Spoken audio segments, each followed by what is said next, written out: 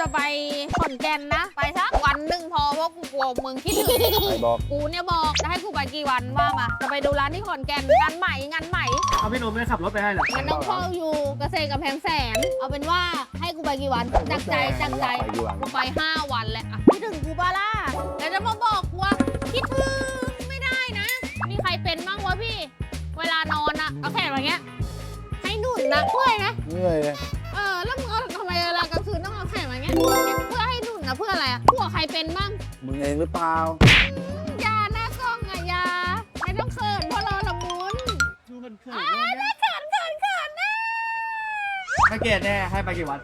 แล้วแต่ ไม่คิดถึง เฉย